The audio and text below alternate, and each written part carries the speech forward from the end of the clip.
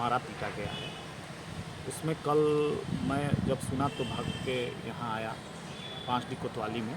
वहाँ से हमने कप्तान साहब को फ़ोन भी किया। कप्तान साहब यहाँ कोतवाल को भी बड़ा बोले, सीओ साहब को लगाए, एसडीएम साहब भी भाग के आए।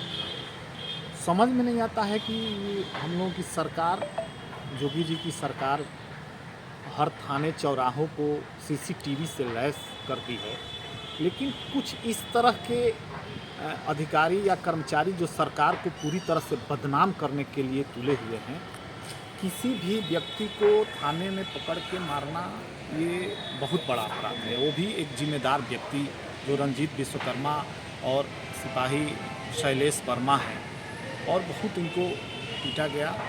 तो उसी को लेके हम आज यहाँ प्रेस किए हैं कि अगर आज शाम तक उस एसआई के खिलाफ और सिपाही के खिलाफ विभागीय दंडात्मक कार्रवाई नहीं हुई तो फिर 7 तारीख को हम यहाँ बांसडी कोतवाली का धरना हम लोग घेराव करेंगे, और उस घेराव में हम लोगों के पार्टी के राष्ट्रीय अध्यक्ष आदरणीय ओम प्रकाश राजभर जी, जो प्रदेश सरकार के कैबिनेट मंत्री हैं, वो भी शामिल होंगे।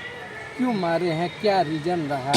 क्या आपके नेताजी कुछ मिसबिहेव किए थे, कुछ किए थे क्या दरोगा जी से? किसी प्रकार का मिसबिहेव नहीं था। ये जब यहाँ तहसील परिसर में थे तो स्टेनो हैं और अपनी गाड़ी 4 व्हीलर निकाल रहे थे, इनके पैर के ऊपर चढ़ गया। तो ये बोले कि अरे मेरा पैर दबा है।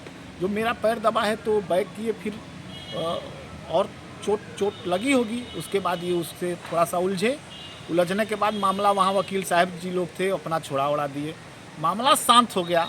अब ना मालूम स्टोनो जो हैं वो शायद कोतवाली में फ़ोन किए होंगे। अब आधे घंटे बाद सब इंस्पेक्टर विश्वकर्मा और एक सिपाही, वो जो शैलेश हैं, ये इनको पकड़ के ले गए। ये बताते रह गए कि देखो भाई हमको तो खुदे वो मेरा पैर कुचला है, उसके बावजूद ले जाके थाने में इनको बेरहमी से पीटा गया है। उसी के परिप्रेक्ष्य में आज कल हम लोग उनको तहरीर भी दे दिए हैं। अगर आज शाम तक कार्रवाई नहीं होती है तो फिर परसों हम लोग 7 तारीख को घेराव करेंगे। अच्छा, मान लीजिए अधिकारी का फ़ोन गया, पुलिस वहाँ मौके पहुँची तो पहले मामले की जांच भी कर सकती थी, तो क्या अधिकारी को फेवर करते हुए बिना जांच के ही किसी को पीट देना उचित है? और यही तो बात है ना, यही कुछ सरकार के ऐसे अधिकारी कर्मचारी हैं जो पूरी तरह से सरकार को बदनाम करने में लगे हुए हैं। हमारी कप्तान साहब से बात हुई, कप्तान साहब कहे कि देखिए आपके नेता का सवाल नहीं है, सवाल है कि आम जनता को भी किसी को मारने का अधिकार नहीं है पुलिस को थाने परिसर में।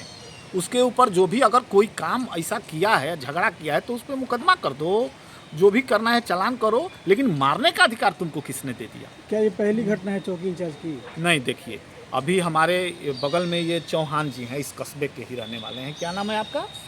शंभूनाथ जी हैं, और ये रमाकांत जी हैं।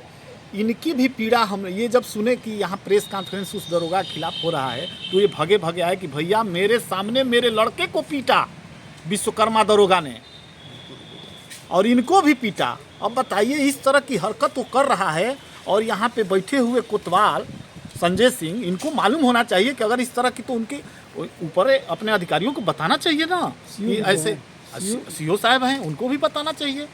इस तरह की हरकत ये पहली घटना थोड़े हैं। नेताजी आपके गर्दन पर पीला गमछा है, सुनने में आया कि पीला गमछा को लेकर भी कुछ विवाद हुआ कि पीला गमछा पहन के आए हो। पीड़ित का कहना है, पीड़ित का जिस तरह से आपके नेता का कहना है कि पीला गमछा लेकर आए हो, अगर दौरान पट्टे से पिटाई करने लगे। आपकी भावना को समझ रहे हैं। अगर उसकी मानसिकता गलत है किसी के प्रति, तो वो कुछ भी कहेगा। अगर उसके दिमाग में ये है कि ये गरीब लोग हैं, कहीं नहीं जाएंगे, कुछ भी बोल लो, तो कुछ भी बोलने पे तो कुछ भी बोल सकता है। वो तो ये नीला गमछे वाले को बोल सकता है, भगवा गमछे वाले को भी बोलता है। तो उसकी तो आदत है ना, जब सरकार को बदनाम करने के लिए वो तुला हुआ है तो किसी को बोलेगा, उसमें कोई वो नहीं है। उसकी आदत ही है कि मैं सरकार को बदनाम करने के लिए मैं माननीय मंत्री जी एक बार अपील किए थे कि गमछा लगाकर सम्मान तरीके से तहसील में जाएं, और जो दबा कुचला व्यक्ति है उसकी फरियाद एसडीएम की है रखे, उसको न्याय दिलाए, उसको आवाज़ उठाए। तो क्या ये लगता नहीं है कि उल्टा हो रहा है? बलिया में नहीं, पीला गमछा देखिए, पहन के गए माननीय तो मंत्री जी के कहने का मतलब ये था कि देखो भाई, तुम लोग गरीब कमज़ोर लोग हो, अपना सिंबल लेके नहीं चलोगे तो तुमको कोई नहीं पहचानेगा। तो मतलब यही था कि पीला गमछा जब लेके चलोगे तो दरोगा या जो भी सामने वाला अधिकारी होगा वो समझ में उसको आएगा कि नहीं ओम प्रकाश राजभर जी की पार्टी का है, तो तुमको सम्मान के साथ बैठाएगा, तुम्हारी बात को सुनेगा। क्योंकि दबे कुचले लोग हैं, एक सिपाही से बतियाने में दिक्कत पैदा होती है। तो इसलिए उन्होंने कहा था कि अपना गमछा लगा के कहीं भी जाओ तो जाओ और अपने लोगों के हित के लिए उनसे बात करके उनका मामला सॉल्व करें। अच्छा सुनील जी, आखिरी सवाल, तमाम प्रकार के गाइडलाइन जारी होने के बाद भी सरकार द्वारा ऐसे अधिकारी और कर्मचारी बाज नहीं आ रहे हैं, आखिर में इन लोगों की मंशा क्या रहती है?